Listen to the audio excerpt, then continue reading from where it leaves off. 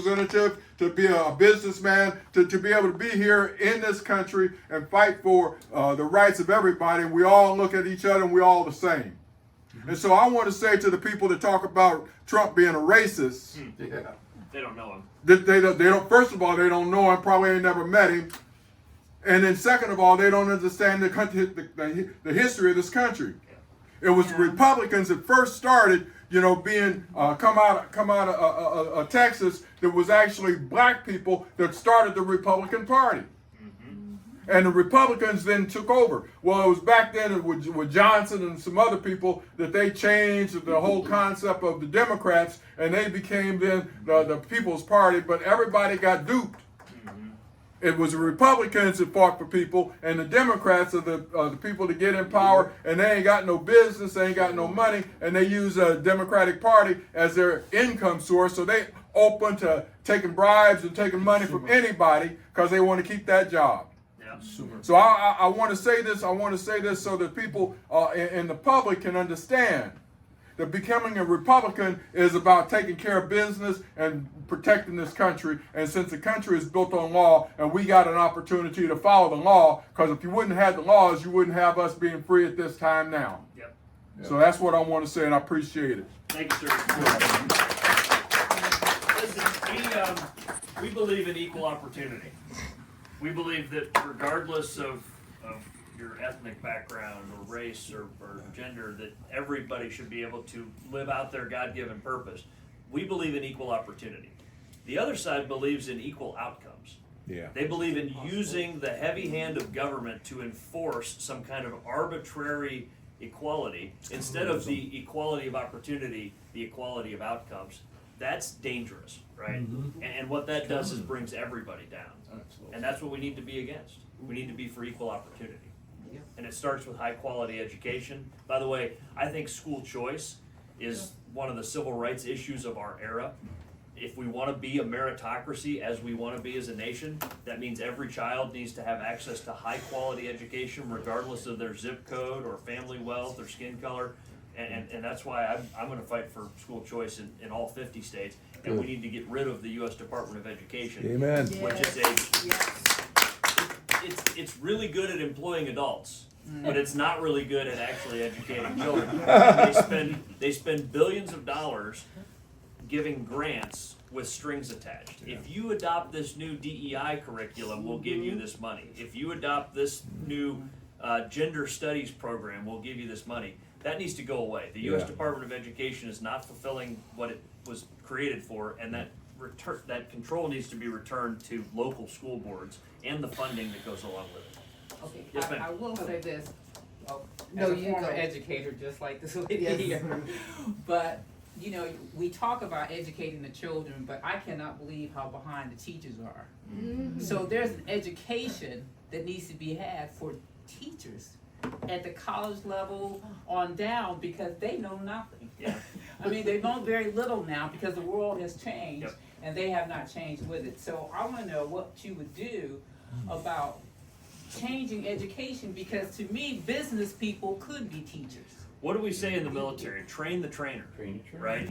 If you train the trainer, then the trainees are going to get trained. And It's a they're lot of not training. doing that. So what would you? What I'd like to see is bringing in a more diverse group of people into teaching. When I say diverse, I mean diverse ideology. If you go to a lot of teaching colleges right now, I can predict to you what you're going to find. Right. That's why we need to support institutions like Ashland University in Ohio. Ashland University is very intentionally educating a next generation of teachers that have a constitutional, free market, conservative, limited government worldview. There's a great program called Troops to Teachers. Especially as a non-commissioned officer, what you all know that the military does is when we're not fighting, we're training. And so you're taught to be a teacher early on as a military leader, because you're teaching your troops, your soldiers, your sailors, your airmen, your Marines how to fight. And so when people separate from the military, they may be in their 40s or 50s, they got a lot of working life ahead of them. Help those men and women start a second career as a teacher, right? Those are some of the things that I would like to see us increase, and make sure that we're turning out a generation of teachers that are going to, again, educate and not indoctrinate our children. Let me give you an example. My 12-year-old comes home from school, this one. My 12-year-old comes home from school the other day and says, Daddy, teacher says we're all going to die from global warming. Oh my God, you're Yeah, joking. that kind of thing. Well, because she's been raised to think for herself, right? Because we've raised her right. She said, Mom and Dad, that doesn't sound right to me. I want to talk to you about it. So we sat down at the kitchen table and we had a conversation. And we talked about how, listen, we love God's creation. We believe in doing reasonable things to take care of it. We don't want to dump poisons into the rivers and spew smoke into the air. But what the liberals want to do is shut down any productive activity based on this climate, cult that they've created, and that's not reasonable either, right? We need to find that middle ground where we protect the environment in a reasonable way, but do not hamstring our economic prosperity at the same time. And so those are the kind of conversations that need to be had at kitchen tables all around this country, because we need to teach our children the right things and not the indoctrination that they're getting in their schools. And also about it, I don't have anything against homosexuality or anything, but I think if that should be taught in the school, No, of especially course. to elementary. Yeah. I mean, Well- if they wanna have that inclination, that's why they have parents. Yeah. And don't be teaching that to the kid that that's normal and it's that many sex. And I say it's two sex, female and male. Correct. If you have a penis, you're a male, and you have a vagina, you're a female. You're a genius. How did you If you figure want- that out? If you wanted to be something else, I mean, for me personally, that's the mental issue. They have to be addressed with your doctor and your parents. Teachers. No, in the school. Well, listen, in elementary school, there's no room for sexuality at all. Yeah. Right? Like No. homosexuality, heterosexuality, we shouldn't be bringing sexuality into In elementary school classrooms. If you look at some of the books that exist in our school libraries, Mhm. they are disgusting. They Um, need to go away. Well, and again, it's this radical gender ideology that you can choose to be whatever you want to be and all that. No, we were born either male or female. The governor made a very bad decision a couple weeks ago, and thank God our state legislature overrode that this week. You may have heard me say on the debate stage, my girls could beat the boys on a basketball court, but they shouldn't have to. The only way for women's sports to be safe and fair is for girls to compete against girls and boys to compete against boys. Here's the leftist hypocrisy, right? They're hypocrites.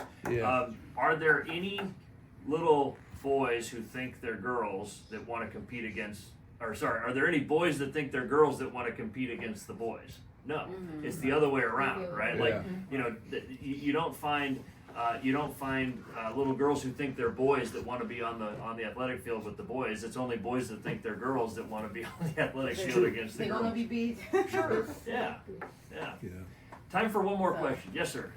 Kind of to her, she really struck a chord. I really appreciate. In my estimation, I think what we're seeing more instead of teachers, we're really having groomers.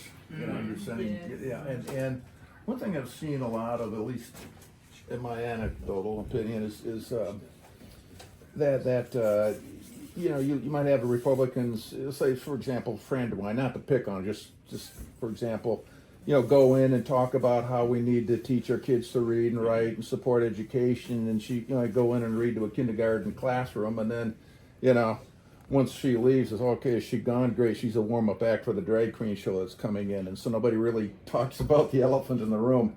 We want to dance around the education with teaching read and write, when the real issue is that our kids are being groomed and politically socialized in ways, and it seems like a lot of Republicans just don't want to get their hands dirty and talk about the elephant in the room.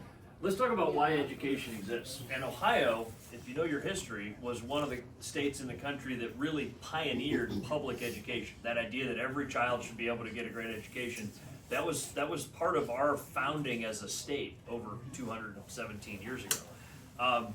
Public education truly exists for two reasons: to prepare young men and women for meaningful careers so they can provide for themselves and their families, and to prepare young men and women for active citizenship, right? And even just basic civics education. People do not understand how a bill becomes a law, what the three branches of government are, the difference between the federal government and the state government and the local government. People have very little understanding of this right now, and it's actually to our great detriment.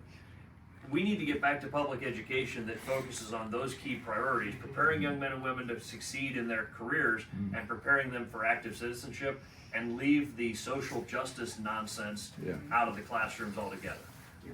And the drag queen story hour stuff that you're talking about, that is a fight that is ongoing here in Ohio, because there's a local community that tried to step in and pass an ordinance saying that you can't use public parks, public libraries, public, facilities for those kind of things.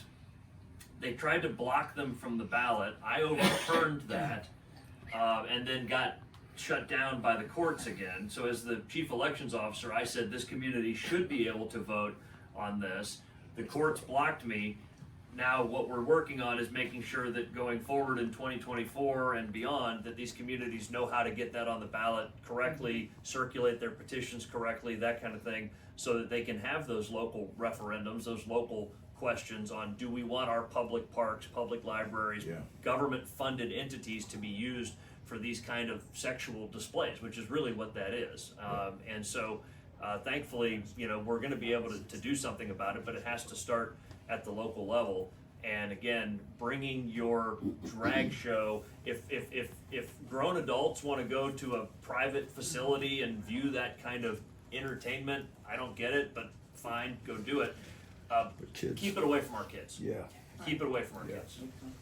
And we did that for many, many years. I remember growing up, even an R-rated movie was controlled It's true. It for still minors. is. That's Now, Yeah. these kids, today, they've taken something that's a great product, whatever, the internet, and they've subverted it. And now they're using it against parents to attract their children away from their parents. That's why human trafficking of minors is so prolific right now, and it is the #1 business in the world. It's a multi-trillion-dollar business. It's modern day slavery, Ted. Well, that's exactly what it is. And I saw it downrange when I worked in Central and South America, these kids being exploited. They had Interpol when I was down on one of my missions, going and arresting all of these people for getting involved in sex with minors down in these countries, because they think, oh, well, I'm not in my country, so I'm untouchable. Well, that's not the case.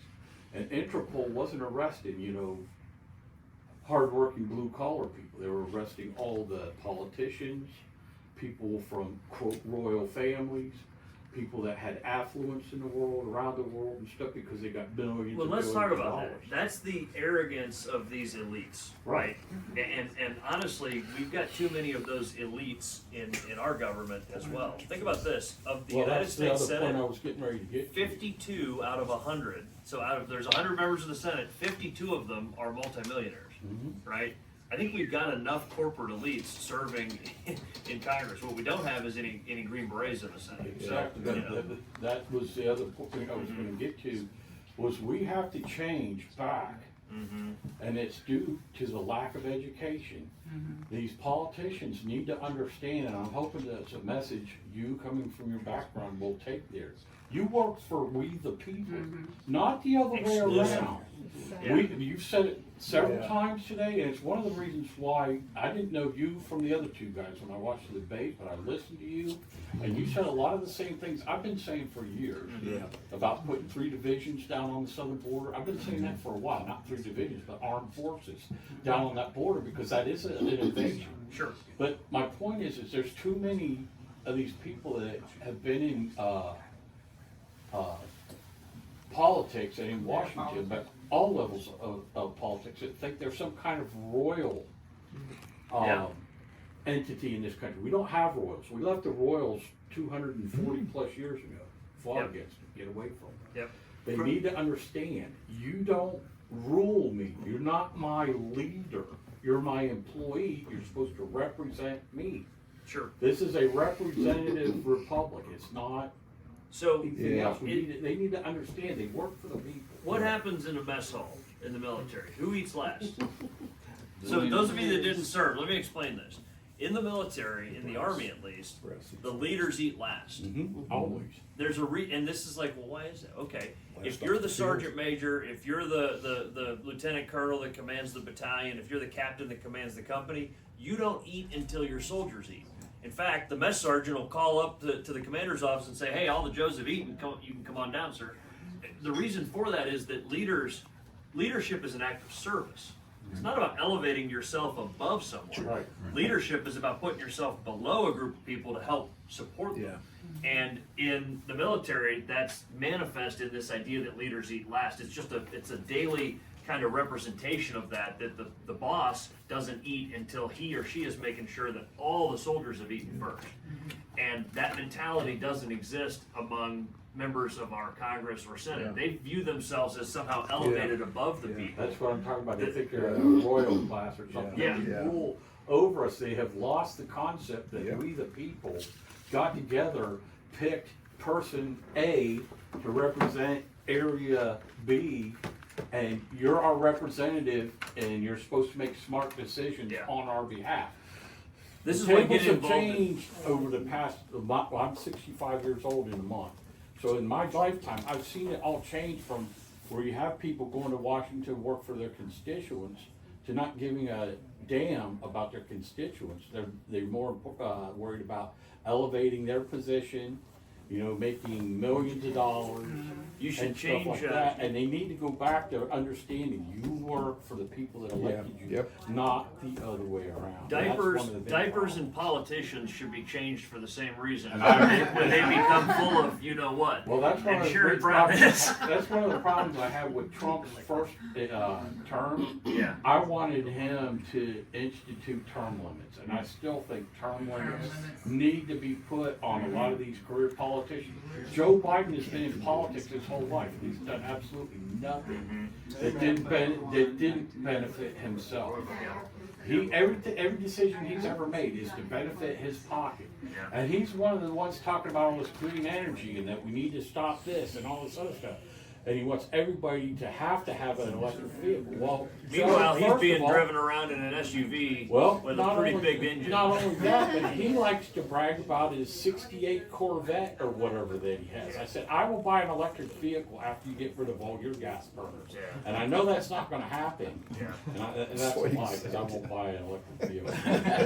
But I want to see him lead by example. Yep.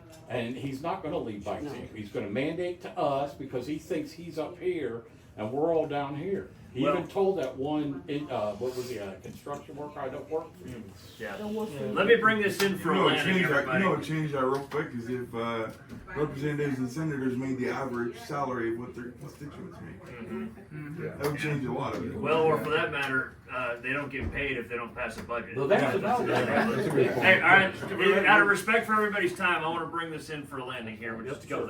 You're 100% right, and that's why this election. That's why each election is so important, right? It's the opportunity to change out the leaders that we've got, and we need to take that seriously. This is my value proposition for you. There's one of us in this three-way Republican race who's best capable of defeating Sherry Brown. There's one of us in this race who's the proven, tested conservative. There's only one of us who's actually a lifelong Republican. That also is interesting. Out of 3 candidates for U.S. Senate on the Republican ticket, I'm the only one that's never been a registered Democrat. We love our former Democrats, don't get me wrong, but I think that's worth pointing out. And so, again, what I'm asking you for is your support. For those of you that serve on the Franklin County Committee, I'm asking for your support there. We're going to win this, and it's not going to be easy, but nothing worth doing is, because we've got a country to save. I'm going to let you wrap us up. Friends, thank you, sir. God bless you. And, God bless you, God bless the country. A couple of quick announcements. Okay, there's a sheet here. Okay, if you want to get your name on it, get involved. Obviously, get the word out. You can do it formally, informally, whatever you can do, we'd appreciate. Obviously, if you care to open your, your pocketbook, we were speaking about greenbacks. We'll take cash, check, whatever you have. For a campaign donation. And again, Frank said it best, so I'm not going to try to add anything to that other than to thank you once again for being here on this Saturday morning.